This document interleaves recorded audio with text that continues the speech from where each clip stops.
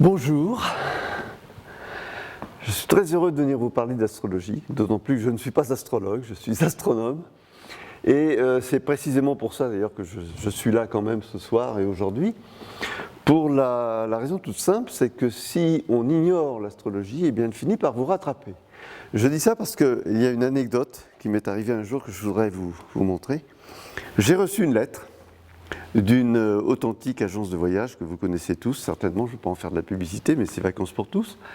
Et il était écrit sur l'enveloppe, Monsieur Krunt, je passe sur la faute d'orthographe, ça peut arriver, Institut d'astrologie, 98 bis boulevard Arago, 75 014, Paris. Nous sommes bien ici, c'est bien ici qu'a lieu cette conférence, mais vous voyez, Institut d'astrologie. Je pense que l'Institut, le CNRS ne serait pas ravi de savoir ça, mais voilà, ça arrive, ça nous rattrape. Alors, ça nous rattrape, et depuis combien de temps? Depuis à peu près le XVIIe siècle, hein, depuis le moment où, après Galilée, il y a eu un divorce de plus en plus fort, de plus en plus grand, de plus en plus patent entre l'astrologie et l'astronomie, et c'est de cela dont je vais vous parler essentiellement aujourd'hui, tout en essayant d'être respectueux aussi vis-à-vis de ceux qui croient en l'astrologie, de ceux aussi qui la pratiquent, parce qu'il y a des gens sincères, mais la sincérité ne fait pas tout, hein, ne donne pas de garantie quant à la vérité. Les astronomes ne prétendent pas non plus détenir la vérité, donc que vais-je faire? Eh bien, je vais essayer de positionner l'astrologie et l'astrologie pour ce qu'ils ont, l'astrologie et l'astronomie, pour ce qu'ils ont de semblable, c'est le ciel, c'est ça qu'ils ont en commun, et c'est ce qui les oppose, en grande partie d'ailleurs. Mais à partir de là, de ce constat commun, eh bien, en quoi y a-t-il une différence? Je crois que c'est en marquant les différences qu'on peut donner au public, aux citoyens, eh bien, un moyen de se faire une idée, de se faire une religion, si j'ose dire. Voilà. Alors, vous avez ici donc astrologie, astronomie, c'est ce dont je vais parler. Là, vous avez cette image qui est assez connue, qui montre un personnage en train de crever la voûte céleste et de s'interroger sur ce qu'il y a au-delà. La réponse étant, c'est le monde du tout et du rien, hein, c'est à la fois le vide et le plein. Donc c'était censé être la région du divin. Mais ce qui est intéressant, c'est que cette image, si je la montre, c'est aussi pour montrer comment des idées tenaces peuvent perdurer dans l'esprit du public, et des gens en général, et même des scientifiques. On a longtemps cru que cette image avait été... cette gravure provenait du Moyen-Âge, et bien pas du tout. Elle date du XIXe siècle, puisque c'est Camille Flammarion lui-même qui l'a faite. Vous voyez, donc, méfions-nous des apparences, et tout ce que je vais dire aujourd'hui a trait aux apparences. Alors, je vais parler de l'astrologie, d'abord définir ce qu'est de l'astrologie. J'ai passé du temps moi-même, je crois que c'est le meilleur moyen d'essayer de comprendre, c'est d'essayer de rentrer dedans, et c'est assez intéressant de le faire. Ensuite, une fois que je vous aurai parlé de l'astrologie, je parlerai des rapports entre l'astrologie et la société. Se poser la question de l'astrologie par rapport à l'astronomie, réellement, qui est au centre de ma problématique, mais pas forcément au centre du problème astrologique. Ensuite, je vais élargir au problème de la science. En quoi? Et ça, peut-être, c'est là que le message devrait, à mon avis, être repris. Quel est le lien? En quoi l'astrologie est ou n'est pas une science? En quoi l'astrologie diffère d'une science? Finalement, je vais m'interroger à la fin sur les succès de l'astrologie. Pourquoi l'astrologie a-t-elle autant d'impact encore sur le public, bien qu'il y en ait de moins en moins, mais quand même, et en particulier le rôle de la science dans cette histoire. Alors, l'astrologie, bien, effectivement, repose sur l'idée que les astres nous influencent, mais c'est une évidence. On sait bien que les astres nous influencent dans la mesure où bien, la vie dépend du Soleil, les saisons, effectivement, sont dominantes sur la Terre, et c'est ce qui permet, effectivement, un cycle de renaissance des plantes, des fleurs, etc. Donc c'est vraiment une évidence. Et il y a d'autres aspects qui sont maintenant très connus, par exemple les marées. On sait que les marées sont liées à la position de la Lune vis-à-vis du Soleil. Les éclipses sont dues aux alignements respectifs de la Terre, du Soleil et de la Lune. Et tout ça, ça a un impact aussi. Aussi d'ailleurs un impact même indirect. Je pense que la Lune a un impact sur notre façon de rêver, hein, notre façon de se déplacer, sur les précautions que l'on prend pour se déplacer la nuit et le jour. Donc c'est une évidence. Il y a un autre moment à un moment où effectivement cette évidence toute simple va beaucoup plus loin lorsque l'on admet que on va inclure non seulement la Lune et le Soleil, mais d'autres astres, en particulier les planètes. Alors ça, c'est quelque chose de plus discutable, bien sûr, parce que, après tout, sur quoi c'est fondé? En tout cas, l'astrologie n'a jamais réussi à l'expliquer, mais il y a des raisons pour ça, j'y reviendrai tout à l'heure. Alors, ça, c'est un constat objectif, que la Lune et le Soleil nous influencent. Maintenant, après, il y a un passage de l'objet, c'est objectif ce que je viens de dire, au sujet, c'est-à-dire savoir en quoi et dans quelle mesure les astres influent non seulement le Soleil et la Lune, mais tous les luminaires, ce qu'on appelait les luminaires, c'est-à-dire les planètes. Comment ce passage s'opère sur la psyché, ça c'est évidemment un passage différent, et c'est en cela que l'astrologie va plus loin et opère une rupture. Pourquoi ? Parce que l'astrologie postule que la position, non seulement la Lune et le Soleil, mais aussi les planètes, dans leur position, dans l'arrière-plan du ciel, les unes par rapport aux autres, par rapport et entre elles, influencent les événements terrestres, la psychologie et la destinée humaine. Vous voyez par exemple cette image montre la trajectoire apparente de Mars, parce qu'effectivement, les anciens, depuis très très longtemps, depuis maintenant 6000 ans, eh bien s'étaient rendu compte quoi ? S'étaient rendu compte que si la voûte céleste semble tourner, c'était l'idée qu'elle tournait et que la Terre était fixe, eh bien, à travers les étoiles, on voit également se déplacer des astres qui ont l'air différents des autres. Ce sont les planètes. Planète, d'ailleurs, signifie astre errant. Voilà. Donc alors ça, c'est quelque chose qui étonnait beaucoup, qui étonnait d'autant plus que le ciel a l'air d'être le lieu du divin, de lieu de l'immuable, de lieu de la permanence, contrairement à ce qui se passe sur Terre, qui est effectivement le domaine du putrescible, du changement, du mutable. Donc, il était naturel d'imaginer que le ciel était le lieu privilégié des dieux, le lieu du divin par excellence. Or, voir quelque chose qui change a toujours, évidemment, soit inquiété, soit émerveillé, soit les deux, les anciens. Et donc, l'idée a très vite s'est installée que les planètes étaient des divinités, voire les interprètes des dieux. Donc essayer de comprendre comment et pourquoi ils se déplacent en relation avec nos destinées a été le but que s'était assigné l'astrologie dès le début. Voilà. Alors, pour ça, évidemment, il faut bâtir un outil de base. Et l'outil de base, c'est la position de ces astres qui sont repérés. Ils sont repérés comment ? Eh bien, une des observations les plus fondamentales, c'est que toutes les planètes se déplacent finalement à l'intérieur d'une bande assez étroite dans le ciel. On ne voit pas les planètes très très au sud ni très très au nord, on les voit toujours plus ou moins dans une bande calée sur le lever et le coucher du soleil, c'est-à-dire est-ouest. Et alors cette bande a été définie, qu'on appelle le zodiaque. Pourquoi ? Parce que les constellations, les signes qui sont définis et nommés sont nommés d'après des animaux, Capricorne, Bélier, Poisson, etc. Donc zodiaque. Ça a été défini par Hipparque, qui a divisé 12 signes. Alors que par 12 signes, j'entends 12 boîtes d'égale largeur dans le ciel. Donc ça fait 30 degrés, c'est marqué. Donc 12 signes, 12 boîtes de 30 degrés de largeur, donc 30 x 12, 360, ça fait un tour complet. Et évidemment, ces signes sont dessinés par-dessus des constellations, c'est-à-dire des assemblages d'étoiles qui évoquent des choses, et qui évoquent toujours des choses. On a toujours envie de voir des images dans le ciel. Eh bien, ces constellations, au moment où ça a été créé, eh bien, ces constellations ont elles-mêmes donné leur nom au signe correspondant. Voilà. C'est-à-dire que le signe, c'est-à-dire la boîte correspondant à la constellation du Lion a été appelé signe du Lion. Voilà. Donc ça, c'était quelque chose qui était ce déplacement-là. Les planètes et le Soleil se déplacent par rapport à ces signes. Et évidemment, il y a une origine arbitraire. Cette origine, c'est ce qu'on appelle le point vernal, c'est-à-dire le moment où, dans notre hémisphère, c'est très très net, où on commence au printemps, hein, c'est le signe du Bélier.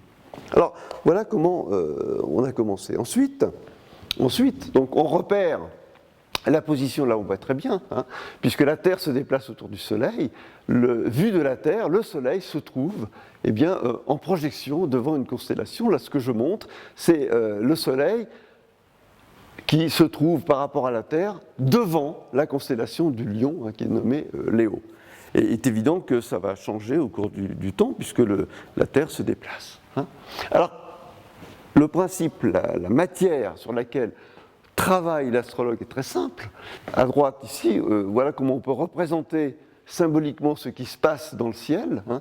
Au centre, on place la Terre, et vu de la Terre, eh bien, les 12 signes sont représentables sur une roue divisée en 12.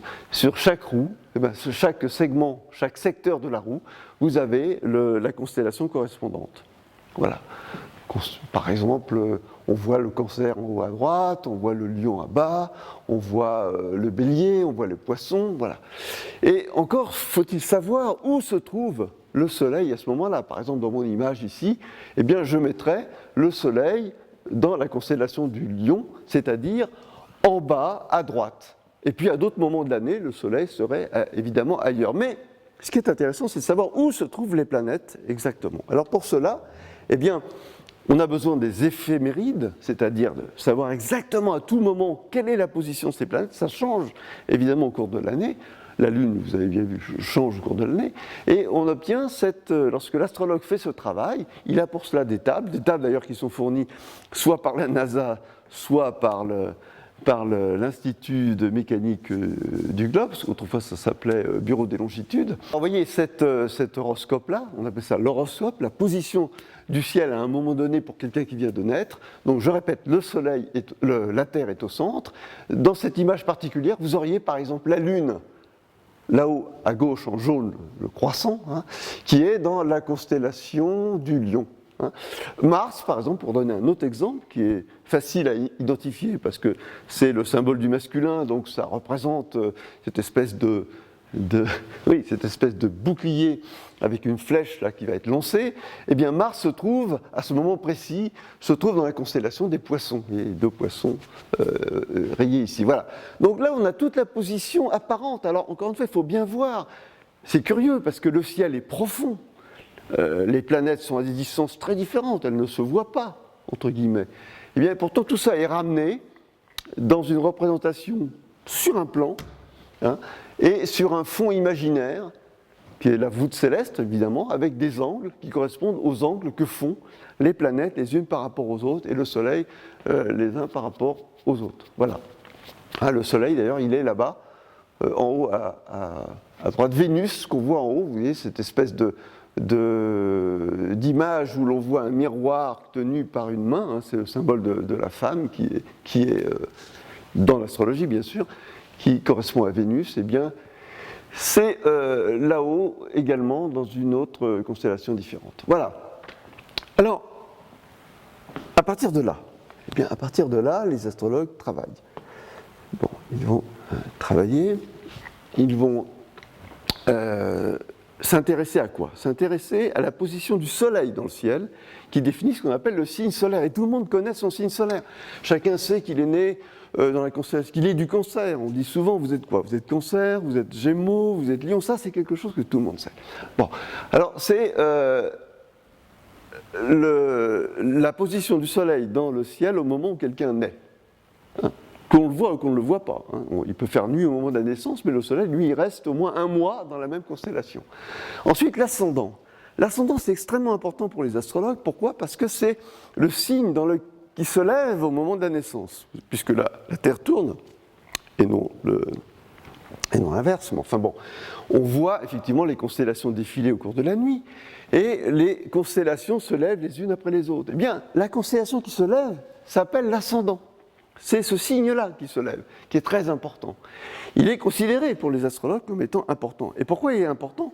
Parce que quelques heures après, bien qu'on soit toujours né sous le même signe, c'est un autre ascendant, une autre constellation qui va se lever, et donc l'ascendant va beaucoup mieux différencier les natifs les uns par rapport aux autres. Donc c'est très important. Alors ensuite, le descendant, c'est l'opposé, évidemment, c'est la constellation qui se couche. Le milieu du ciel est également important, savoir ce qui se passe. Vous savez qu'autrefois, par exemple, lorsque un enfant naissait, eh bien, qu'est-ce qu'on faisait? Les gens sortaient dans les campagnes pour voir s'il y avait une étoile brillante au-dessus au-dessus de la maison. Eh bien, c'était important. Ils disaient: ah, elle est brillante, donc cet enfant est né sous une bonne étoile. Avoir une bonne étoile, c'était très important. Par contre, l'inverse, une étoile palote, eh bien, on disait: ah, mauvais signe, mauvaise étoile, malum astrum, malotru. C'est de là que vient le mot malotru. Voilà.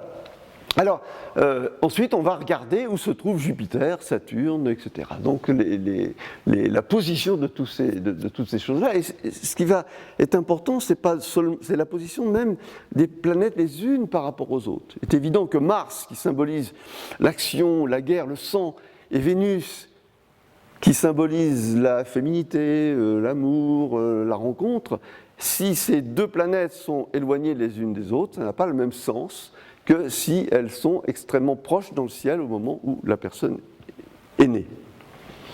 Voilà. Alors, après, une fois qu'on a positionné tout cela, il y a la partie interprétation.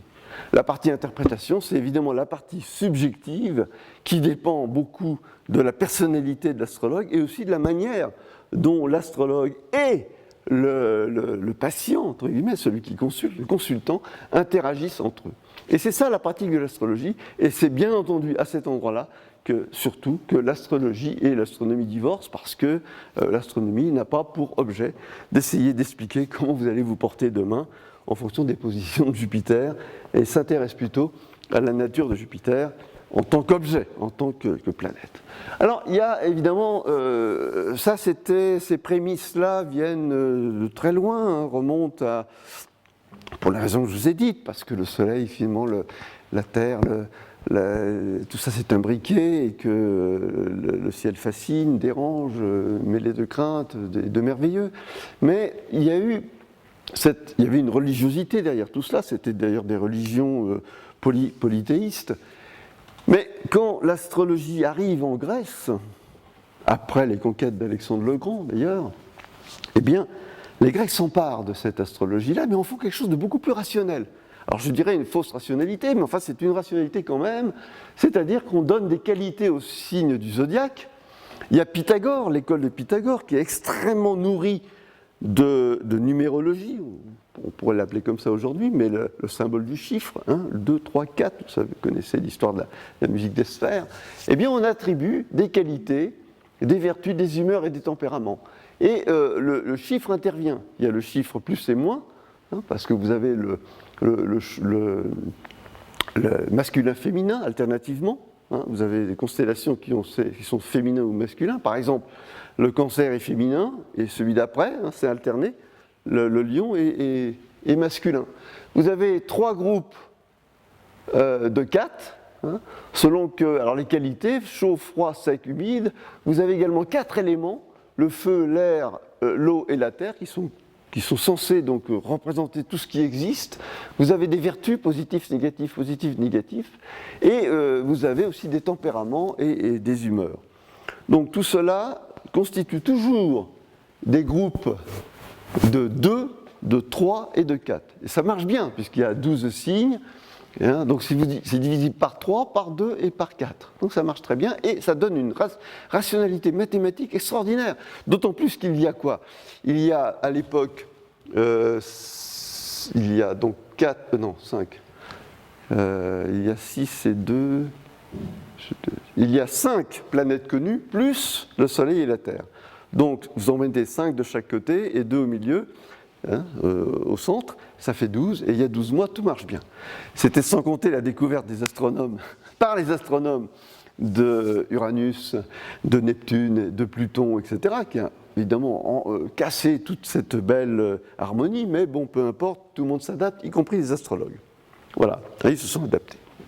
Alors, il faut ajouter à cela quand même qu'il y a de nombreuses écoles d'astrologie. Il n'y a pas une école d'astrologie, contrairement à la science. La science, c'est quand même, il y a des idées différentes qui sont débattues, mais les scientifiques sont scientifiques, ils utilisent les mêmes méthodes scientifiques. Alors vous avez des astrologies ésotériques, rationnelles, vous avez des conditionnalistes, vous avez des sidéralistes, vous avez des tropicalistes, vous avez des... voilà, bon, il y a autant d'écoles qu'on peut s'imaginer. Mais vous en avez une autre qui s'appelle l'astrologie dite scientifique, qui elle se met à un niveau supérieur à la science, et elle dit la science travaille, tant mieux, mais elle travaille pour nous. Un jour, elle sera capable de prouver la véracité de nos hypothèses. Alors évidemment, ils ont intérêt à faire ça parce que, bon, parfois c'est par conviction, mais aussi parce qu'ils aimeraient bien, évidemment, avoir une oreille attentive de la part des pouvoirs publics, qui d'ailleurs est assez laxiste vis-à-vis d'eux. Il y a normalement une loi qui interdit la pratique de l'astrologie, mais vous avez remarqué que même l'État est capable de faire de la publicité pour l'astrologie et dans les jeux ou même à la télévision. La question est de savoir, qui va m'intéresser, de vous poser la question, est-ce que l'astrologie est une science? Est-ce que ça suffit, le simple fait qu'il y ait ce corpus, qu'il y ait cette technique sophistiquée, compliquée, qui rend l'astrologie différente d'autres pratiques ésotériques? La boule de cristal, franchement, pas l'impression qu'il y a un grand savoir derrière, alors que là, quand même, on prend des chiffres, on fait des diagrammes. Donc, qu'est-ce que c'est? Est-ce que c'est une science? Donc, on va se poser cette question. Du point de vue, maintenant, je voudrais aborder, avant d'aller plus à fond, des rapports entre l'astrologie et la société. Parce que, bon, c'est pas la peine de parler autant de temps de l'astrologie si l'astrologie n'avait pas un impact important. Alors, qu'est-ce qu'on voit? On voit que les enquêtes qui sont assez anciennes, mais qui n'ont pas beaucoup changé, 40% des personnes interrogées croient à la caractérologie de l'astrologie, c'est-à-dire au fait que l'astrologie puisse effectivement dire quelque chose sur le caractère des gens. 26 croient, d'ailleurs ça c'est les 40%, c'est vrai que souvent les gens disent « Ah oui, il est très cancer, ah oui, il est très verseau », beaucoup de gens sont persuadés de ça. Bon. Et c'est difficile de les dissuader d'ailleurs, lorsqu'ils sont convaincus, comme toute forme de croyance qui repose sur ce qu'on appelle le bon sens, dont on pourtant devrait se méfier plus que toute autre chose, eh c'est très difficile de les en dissuader.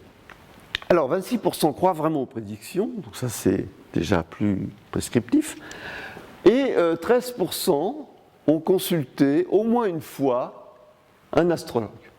Voilà. Et vous voyez, là, j'écrivais ici que les pourcentages étaient assez stables depuis 80. Donc je ne pense pas que les choses aient beaucoup changé aujourd'hui. Voilà. Il y a eu des études, donc je vous renvoie si vous voulez, des études qui ont été faites par le CEVIPOF, par Bois et Michelat, et qui sont extrêmement intéressants. Voilà. Alors que voit le public? Ça dépend des publics, évidemment. Le public, c'est pas... voilà, il y a des différences d'appréciation, mais en tout cas, très peu de gens croient vraiment, prennent à la lettre ce que disent les astrologues, mais ce qui les intéresse, c'est cette idée que c'est un peu de la psychologie, mais moins contraignante que le psychologue. Quand on va chez le psychologue, on a l'impression d'être un peu malade, et puis ça se dit pas, ça s'avoue pas, je suis un psychologue, les gens le disent plus volontiers qu'il y a 30 ou 40 ans, mais c'est plus léger d'aller voir un astrologue qui va vous aider à libérer, comme d'autres techniques, d'ailleurs, il n'y a pas que l'astrologie qui fait ça, libérer les potentialités des individus. Voilà. Et il est vrai d'ailleurs que l'astrologie travaille bien entendu sur le domaine de l'affectif. Finalement, très vite, on oublie les étoiles d'ailleurs. Je dois vous confesser que pour faire tout ce travail, c'est pas une confession, c'est un fait, je l'ai fait délibérément. Lorsque j'ai écrit ce livre qui s'intitule « Peut-on penser l'astrologie science ou voyance ?» je l'ai fait avec un psychiatre et nous sommes allés voir une astrologue avec qui nous avons discuté, nous avons parlé, c'était d'ailleurs passionnant, je reconnais que les échanges étaient fructueux. Eh bien, c'était vraiment dans ce domaine-là, dans le domaine de l'affectif, qu'on était interpellé. Et non pas dans le domaine de l'objet. Il ne s'agissait plus de parler de Saturne ou de Jupiter. D'ailleurs, je lui ai appris ce qu'étaient Saturne et Jupiter. Bon, je savais à peu près, mais ce n'était pas son propos, hein, évidemment. Et quand on est dans une situation de consultant, eh bien, on est dans une posture d'attente croyante. Ça, c'est quelque chose qu'il faut bien avoir à l'esprit. On n'y va pas sans attendre quelque chose en retour. Et donc, on est dans une posture, évidemment, une posture de faiblesse. D'abord parce qu'on a quelque chose qui ne va pas, souvent. On n'y va pas seulement comme ça. Hein. Et ce qui caractérise à ce moment-là celui qui consulte, c'est qu'il se plaît à entendre bien ce qu'il a envie d'entendre et il néglige complètement ce qui ne correspond pas à ses attentes. C'est quelque chose de très vrai et c'est quelque chose que j'ai expérimenté moi-même. Je me souviens la manière dont a eu lieu, parce que j'ai eu droit aussi à une consultation gratuite qui a duré 1 heure avec une cassette qui m'a été donnée, d'ailleurs parce que l'astrologue en question était extrêmement honnête et voulait qu'on puisse approfondir ensuite les choses, revenir. Donc c'était quelqu'un qui était, je dirais, bien intentionné, qui était tout à fait au clair avec sa pratique. Eh bien, je me souviens très bien que cet horoscope a été monté devant moi, vous savez, c'est ce fameux dessin où on a la position des planètes et du Soleil et de la Lune. Hein. Et puis, elle a commencé à m'expliquer, voilà, vous avez ceci, vous avez cela, vous avez beaucoup d'air, beaucoup de feu, très peu de terre, donc il vous manque quelques solidités par ailleurs, mais vous savez, voilà, je vous dis des choses un peu comme ça. Et alors, ensuite, elle me parlait de la position des planètes, l'effet que ça pouvait avoir. Alors, c'était l'horoscope au moment de ma naissance, comparé à la situation du ciel au moment où je venais, pour voir comment tout cela pouvait effectivement faire coincer un peu le système ou au contraire le libérer. Alors, c'était passionnant parce que j'entendais, et puis, évidemment, je disais, ah oui, tiens, ça, ce que vous dites, hein. Comme disait Cicéron, et repris par Voltaire, nul n'a le privilège de se tromper toujours. Donc, je disais, oui, ça c'est juste. Ah, mais quand même, là, vous voyez, alors je donnais une anecdote pour essayer soit d'étayer ce qu'elle me disait, soit au contraire de l'infirmer. Et au fur et à mesure que j'apportais des informations, eh bien, elle raffinait évidemment son propos. Et puis, après, quelques jours après, et même encore maintenant, je me souviens très bien que j'avais moi-même, j'opérais comme avec un filtre. C'est-à-dire que je négligeais peu à peu ce qui ne correspondait pas à mes attentes. Et puis, par contre, je focalisais énormément sur ce qui semblait correspondre à ce que j'étais. Donc ça, c'est un phénomène que j'appelle attente croyante. Hein. Alors évidemment, le risque majeur, c'est la confiscation du libre arbitre, parce qu'on est dans une position où on peut être complètement aliéné, et nombreux sont les cas et les personnes qui ont été complètement, qui ont même, on appelle ça d'ailleurs, une démarche, une prédiction autoréalisante, c'est-à-dire que la prédiction qui est faite, lorsqu'il y a une prédiction qui est faite avec très très peu de scrupules par l'astrologue, eh bien ça arrive, eh bien la personne va faire en sorte que cette prédiction évidemment se réalise. Hein. Donc là, cette absence, cette confiscation du libre arbitre est évidemment un des problèmes.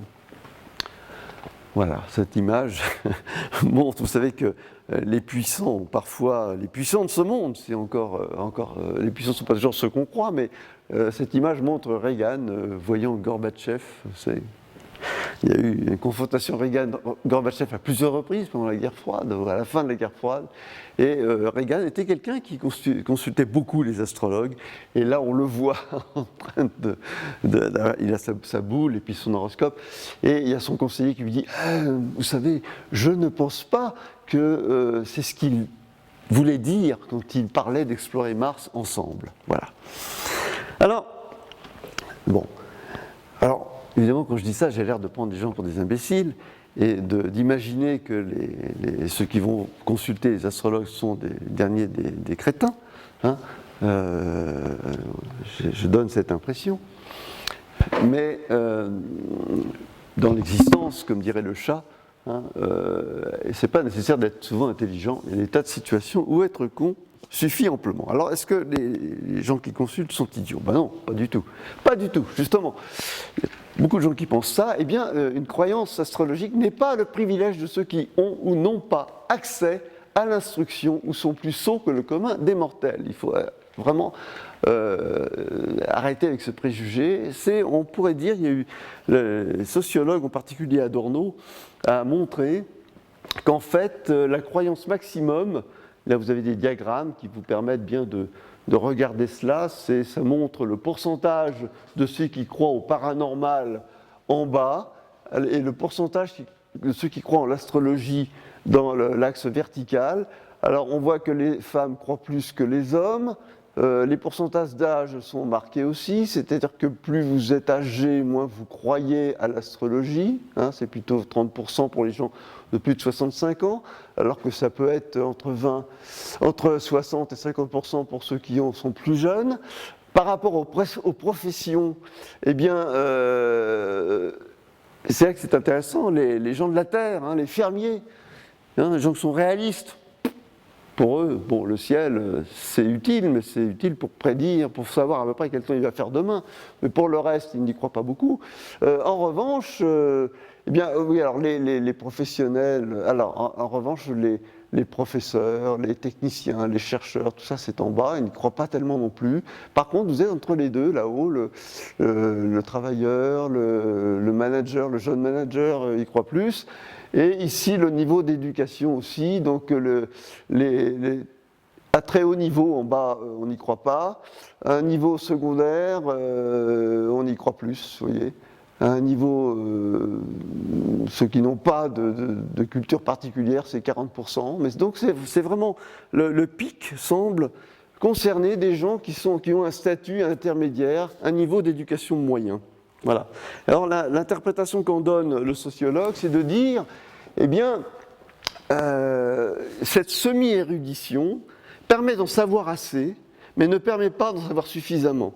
Et donc, celui qui est dans cette situation-là, lorsqu'il a un malaise, un problème ou une question à se poser, eh bien, a tendance à prendre des raccourcis. Et c'est vrai que l'astrologie correspond à un de ces raccourcis.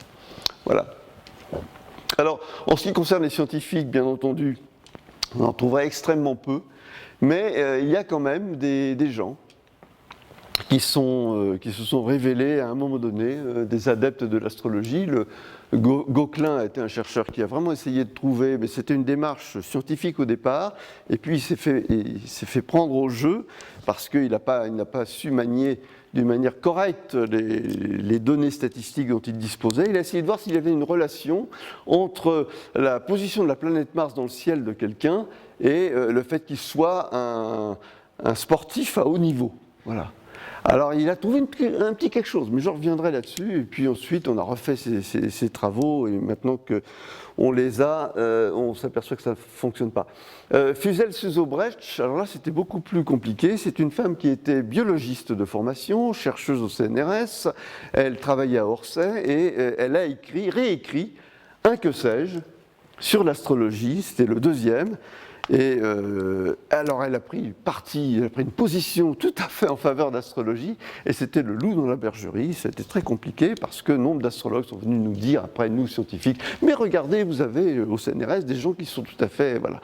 Et c'est vrai que je vous renvoie à un livre passionnant d'Alexandre Moatti qui s'appelle L'Alterscience. Ça arrive, des gens, surtout d'ailleurs, la deuxième partie de leur carrière, quand ils sont un petit peu âgés et qu'ils ont quelques amertumes, finissent par effectivement se positionner d'une manière étrange. Voilà, et donc j'ai réécrit ce livre, L'astrologie, parce que, évidemment, le comité éditorial de l'astrologie, le PUF, la presse universitaire de France a retiré ce livre au bout, mais qui a quand même été vendu une dizaine d'années. Alors, quelle est la position des astronomes par rapport à l'astrologie? Alors, bien entendu, il y a tout un travail commun, un parcours commun. Les astrologues, autrefois, sous Babylone, et les astrologues étaient des astronomes, bien sûr, parce qu'ils observaient le ciel, comme tout le monde. Et ils avaient pour tâche, évidemment, de conseiller le souverain, évidemment. Et plus près de nous, Tycho Brahe, par exemple, voulait, lui, observer le ciel à la fois pour comprendre le monde, mais aussi pour améliorer les prédictions astrologiques grâce à des observations plus précises. C'était très important pour lui. L'astrologue de l'empereur de Chine, eh bien, était condamné à mort et mourait lorsqu'il n'avait pas été capable de prédire une éclipse ou une famine du royaume. Donc c'était très, très important. Kepler, on dit aussi qu'il vendait des horoscopes, même s'il était sans conviction, mais il était aussi quelqu'un qui a qui a sauvé sa mère du bûcher parce qu'elle avait été condamnée, convaincue de sorcellerie. Donc vous voyez, c'est quand même complexe. Mais donc il y a ce chemin qui est un peu commun, et au XVIIe siècle, quand même, là, il y a cette observation par Galilée, qui a un outil en main, qu'on appelle la lunette, hein, et qui observe du jour au lendemain des choses fabuleuses. Il se rend compte d'abord que le système proposé par Copernic semble être bien meilleur que celui proposé par Ptolémée. Ça, c'est un tournant pour lui. Hein. Et il s'aperçoit que le Soleil a des taches, qu'il y a des étoiles dans la Voie lactée, que Vénus tourne autour du Soleil parce qu'ils observent les phases de Vénus, que la Lune est criblée et tout à fait boursouflée, c'est pas du tout quelque chose de lisse et de beau, rien à voir avec l'univers de Platon. Donc tous ces fondements s'écroulent peu à peu, le géocentrisme s'écroule au profit de l'héliocentrisme. Ça ne se fait pas du jour au lendemain quand même, il ne faut pas croire, mais c'est là qu'on peut dater le début de la méthodologie scientifique, puisque Galilée fait effectivement, dans toute sa pratique, hein, il va exprimer une théorie et faire des expériences. Voilà. Donc cette méthode scientifique s'impose peu à peu, et j'insiste là-dessus, c'est ça qui fait la différence avec l'astrologie, elle est fondée sur la séparation entre sujet et objet. On ne mélange pas tout. Hein. Alors, évidemment, c'est peut-être plus modeste, plus restreint comme programme, mais ça propose des garanties, une garantie justement de ne pas confondre, d'éviter cette confusion. Donc on remet en cause le principe d'autorité. Principe d'autorité, c'est-à-dire tout est écrit. Hein, voilà, l'autorité c'est le texte sacré. Tout est dedans, on n'a pas besoin de réfléchir par soi-même. Voilà. Et ce principe aussi de correspondance qui était formulé autrefois, qu'il y a un lien entre la terre et les cieux, c'est-à-dire évidemment il y a un lien pour certaines choses, hein, quand il fait beau c'est parce que le soleil brille, voilà, mais à part cela, eh bien non, c'est pas vrai que tout ce que nos destinées, nos faits et gestes sont complètement configurés par la position des astres très lointains. Alors voilà, c'est ça la grande différence. J'ajoute qu'avec Isaac Newton, eh bien, l'univers devient infini. Alors en France, alors ça n'a pas été, dans l'astrologie, les astrologues ont été pourchassés, ils étaient déjà sous les Romains, hein, ils ont eu des bonnes fortunes, des mauvaises fortunes, et le roi Louis XIV avait lui aussi son astrologue, donc ça dure. Mais néanmoins, après l'affaire des poisons, c'est l'affaire des poisons qui a déterminé que l'astrologie soit chassée de la faculté, que effectivement que la chaire d'astrologie, c'est pas comme ça s'appelait, mais soit fermée en 1660. Alors évidemment, ça a eu des conséquences. Hein. Conséquence, c'est que d'abord, ça n'empêche que dans l'esprit du public, les deux disciplines soient encore quand même un petit peu. Il y a une confusion. Il y a une confusion simplement parce que les astrologues utilisent des cartes, parce qu'il y a un aspect objectif. Hein. Mais il y a eu des conséquences un petit peu gênantes de cette fermeture de l'interdiction de l'astrologie. C'est que l'astrologie, quand vous avez une demande, eh bien, c'est pas parce qu'on interdit que ça vous supprimez la demande. Donc l'astrologie a continué, a perduré et réapparaît en France sous forme des almanachs, les charlatans, les gens qui... Bon, voilà. Donc, mais sans contrôle cette fois, puisque c'est devenu clandestin. Et on voit apparaître au début du XXe siècle l'astrologie un peu partout en France, et surtout, en ce qui nous concerne, eh bien, il y a eu la fameuse émission de Madame Soleil, qui a fait exploser littéralement les standards à l'époque. Elle arrive, Madame Soleil, il faut noter que c'était son vrai nom, d'ailleurs, elle s'appelait comme cela, Madame Soleil, c'était son nom de jeune fille, donc vous voyez, prédestinée.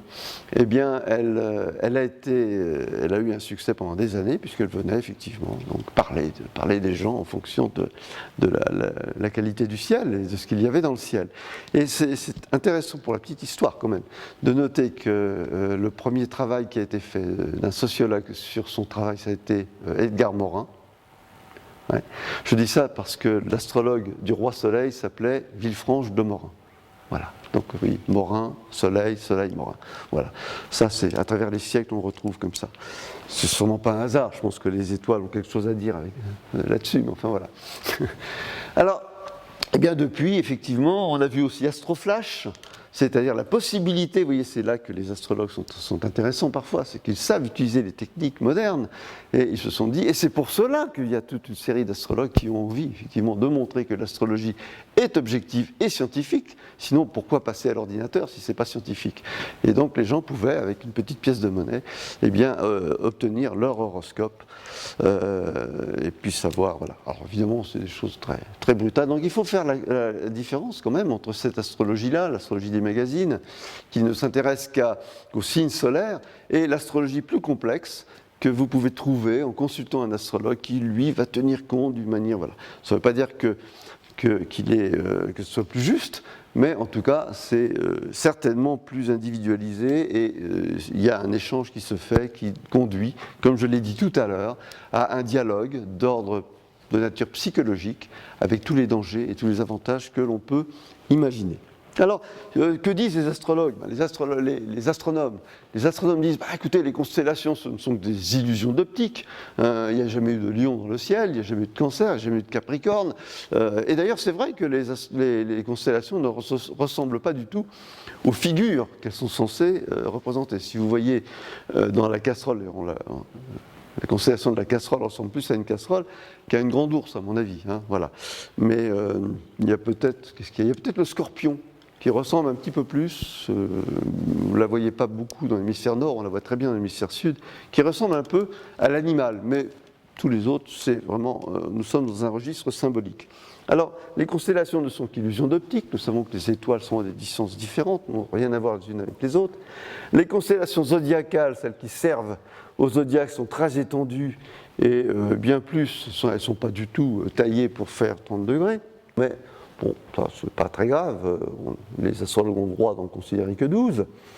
Il y a un autre point qui a été souvent avancé contre les astrologues, c'est cette espèce de précision des équinoxes. En effet, la constellation du Bélier se trouve, et ça c'est important pour nous, les saisons c'est lié à la rotation de la Terre autour du Soleil, les saisons c'est toujours au mois de mars, mais le Soleil, lui, il se décale, le printemps se décale progressivement au cours de l'année, au cours des années, pardon, et en 26 000 ans, eh bien, c'est le Soleil se retrouve dans la même constellation au printemps, mais entre-temps, eh bien, ça navigue doucement.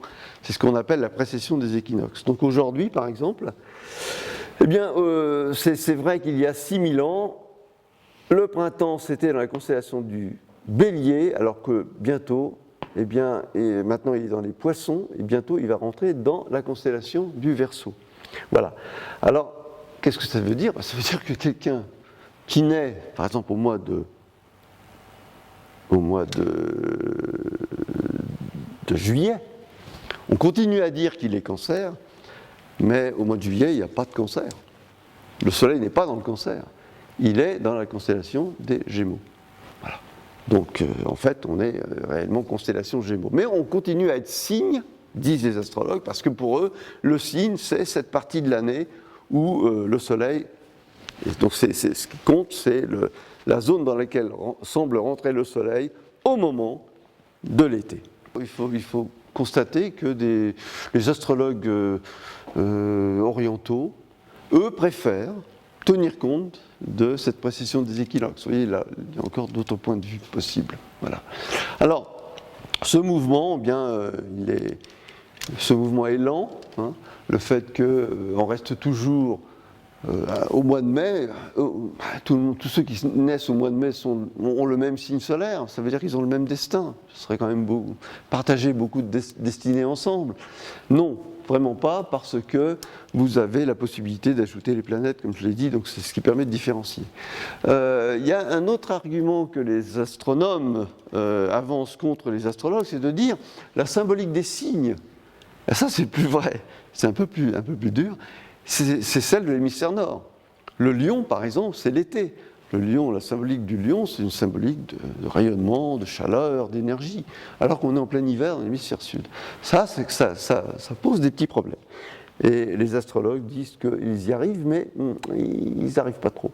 Alors, les astrologues répondent à peu près à toutes ces critiques, il faut reconnaître. Ils disent, bon, il y a... que c'est en particulier la précision des équinoxes ne les gêne pas plus que ça, parce qu'ils disent que c'est un repère le long de l'écliptique, et c'est la position du Soleil qui compte. Voilà. Et ils répondent aussi que le fait que beaucoup de gens aient le même signe solaire, c'est pas très gênant parce qu'il y a énormément de configurations différentes en fonction de l'heure et du lieu. Et que par rapport au taux de naissance, même dans les grandes villes, eh bien, on peut varier effectivement les horoscopes, ça je veux bien le croire, sauf pour les jumeaux. Hein. Les jumeaux, ça a toujours été un problème, parce que vous avez deux personnes qui naissent en même temps, et on a remarqué combien de fois que les jumeaux peuvent avoir des destins entièrement différents. Donc, voilà, ça c'est un problème. Alors, tout ça c'est assez faible. C'est pas comme ça qu'on peut condamner une croyance. On peut avoir des arguments quand même astrophysiques, ça c'est important, il faut les avoir, ça en fait partie, mais c'est pas ça qui va détourner les gens de l'astrologie, on en a vraiment conscience. Alors, par exemple, on a beau invoquer qu'il y a d'autres astres qui ne sont pas connus et qui n'entrent pas dans les horoscopes, par exemple les nouvelles planètes, il y a énormément de nouvelles planètes dans le système solaire, Cérès, Pluton qui maintenant n'est plus une planète. Et puis à côté de Pluton, vous en avez d'autres, des petites planètes naines. De temps en temps, vous avez des comètes qui arrivent. Et puis il y a aussi l'univers entier. Hein, on sait que l'univers comporte des milliards de galaxies, des milliards d'étoiles. Est-ce que vraiment tout cela doit faire partie? Est-ce que l'univers doit jouer un rôle? Et comment? Et puis, sur la précision des équinoxes, vous savez qu'on entend beaucoup parler de l'ère du Verseau. Alors là, il y a une contradiction, puisque si on tient compte ou on ne tient pas compte de la précision des équinoxes, pourquoi invoquer les constellations quand ça nous arrange, telles qu'elles sont physiquement, et les signes à d'autres moments? Bon, là, c'est une incohérence qui n'est pas très évidente et qui n'est pas expliquée. Voilà, et il y a un dernier point sur lequel moi je voudrais attirer votre attention, peut-être un des messages que vous pouvez transporter avec vous. La différence, je prends Mars comme exemple. Mars, pour vous montrer qu'il y a une sorte de logique dans la manière dont les planètes sont associées avec certaines vertus. Par exemple, c'est vrai que lorsque vous regardez l'étoile du Berger, eh bien, l'étoile du Berger qui n'est rien d'autre que Vénus, c'est un astre brillant, proche du Soleil, donc on a associé Vénus au Soleil, l'homme et la femme, l'amour, etc. On peut comprendre, parce qu'il y a toujours un lien affectif qui se... Vous voyez, on passe de l'objet à l'imaginaire, au symbolique. Alors, à l'opposé, vous avez Mars. Pas à l'opposé dans le ciel, mais à l'opposé de cette logique, vous avez Mars. Mars, qu'est-elle Mars? Eh bien, Mars, c'est une planète rouge, orangée, très spectaculaire, très belle à regarder. Eh bien, à cause de cette couleur, Mars a été associé à la guerre, au sang, hein, et à la violence. Voilà. Et donc, c'est pas par hasard d'ailleurs si le mois de mars correspond au printemps, parce que sous l'Empire romain, on commençait les guerres au printemps, parce qu'il faisait beau, on se reposait en hiver, et les guerres commençaient au mois de mars. Or, comme Mars était le dieu de la guerre, Mars s'est appelé Mars, le mois s'est appelé Mars. Bon. Mais la planète aussi, parce que la planète est rouge. Donc, vous voyez, pour les astronomes qui ont constaté que Mars était rouge, ils ont fait ces liens suivants. Mars est rouge, rouge c'est le fer c'est l'eau, l'eau c'est la vie. On arrive à la vie. Pour les astrologues, c'est plutôt Mars rouge, rouge le sang qui coule, la guerre, et donc éventuellement la mort. Donc vous voyez que vous avez là le même constat qu'est la couleur, mais dans un cas, un lien symbolique qui passe de la couleur à la vie, un lien symbolique qui passe de la couleur à la mort, et dans un autre cas, le cas de l'astronomie, évidemment, ce n'est pas un lien symbolique, mais c'est un lien causal, un lien de causalité. J'ajoute, alors ce sont des hypothèses. La science fonctionne sur la théorie et l'expérience. Donc nous faisons une théorie, une hypothèse qui est rouge, fer, eau, vie, fer parce que l'oxydation par l'eau, c'est le fer qui est rouge, donc ça a été oxydé par l'eau, donc s'il y a de l'eau, il y a de la vie. Et ensuite on vérifie. Eh bien, ce n'est pas par hasard si en ce moment la petite sonde Curiosity se promène à raison de 100 mètres par jour pour aller sur son lieu de travail cet automne afin de voir si la vie passait à exister et s'il y a encore des traces de vie. Donc ça, c'est la grande différence. La grande différence, vous avez la science et vous avez autre chose qui est fondée sur une connaissance du monde par le biais du symbole, par le biais de l'analogie. Voilà, l'astrologie ne s'intéresse pas à la nature physique, mais elle porte des concepts purement symboliques. Voilà. Donc, on ne s'intéresse pas au même ciel, et le ciel astronomique est physique, le ciel astrologique est symbolique. Alors, la science, elle, est encore plus dure, parce que, quand même un petit mot pour élaborer ce que veut dire ce que la science dit. Eh bien, les influences célestes existent, bien sûr, elles existent. Et de prendre pour postulat que l'astrologie n'est ni surnaturelle, ni religieux, ni métaphysique, ni scientifique, oui, c'est vrai, parce qu'après tout, on peut dire qu'il y a des influences célestes, donc pourquoi il n'y aurait pas d'influence sur nos destinées?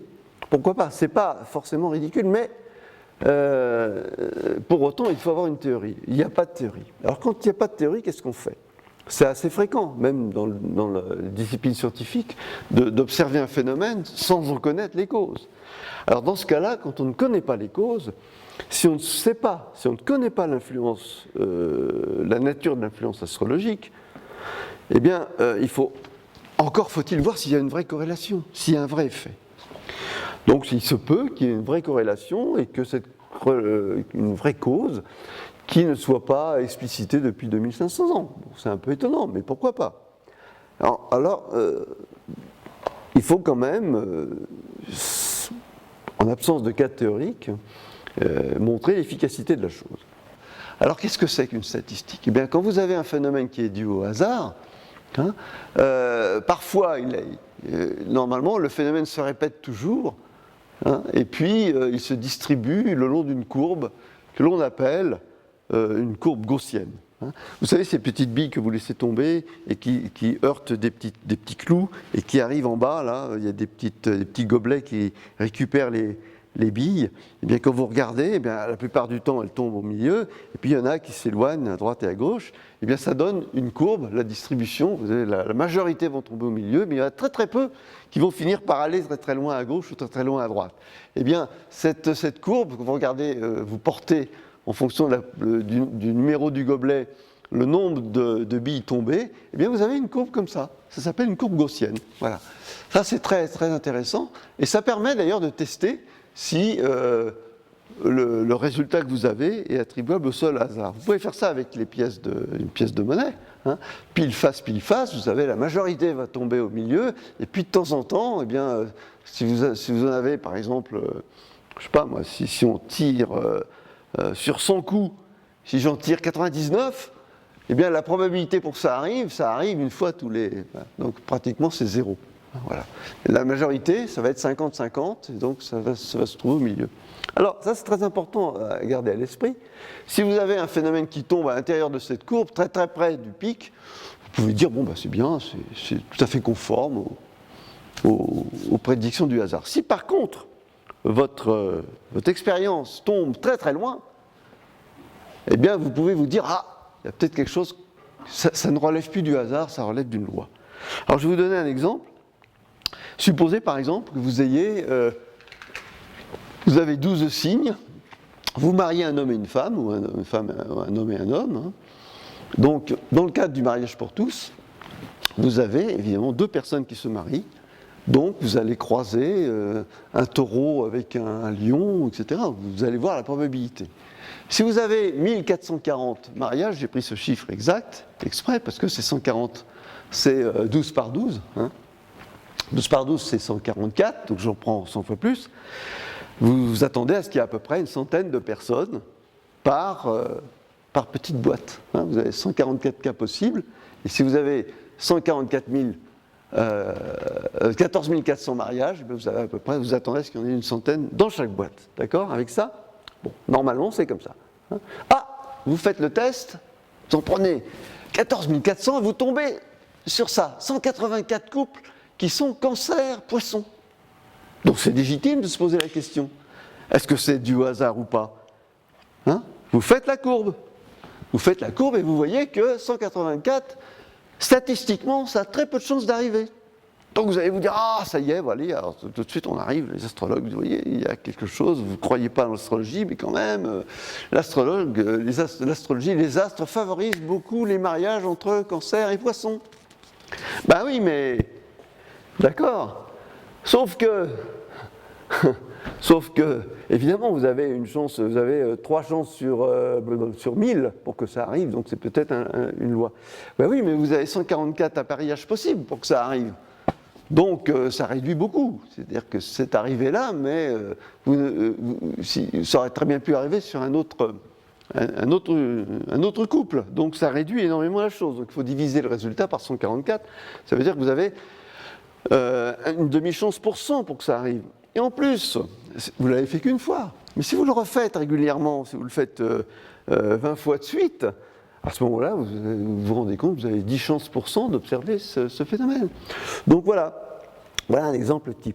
Alors en général, il y a eu quand même des tests statistiques qui ont été faits, parfois même avec la complicité des astrologues qui ont voulu aussi montrer la chose. Il y a eu un cas en particulier aux États-Unis. Eh bien, il faut d'abord avoir un protocole, vérifier les résultats. C'est très complexe. L'astrologie, les statistiques, c'est comme les mini-jupes. Ça, on dit beaucoup, mais ça on cache l'essentiel. En particulier, il y a des tas de biais, c'est très très compliqué, c'est une vraie science. Et il faut surtout s'engager à publier tous les résultats obtenus, clairement, ce qui n'est en général pas le cas. Je me souviens très bien du jour où j'ai rencontré Madame Elisabeth Tessier sur un plateau de télévision, où il y avait un petit sujet qui montrait très clairement que la plupart des prédictions qu'elle avait faites l'année précédente, eh bien, n'avaient pas été réalisées. Et en particulier, elle avait prédit, c'était l'année qui précédait la mort de Mitterrand, donc ça devait être 96, donc ça devait être 95.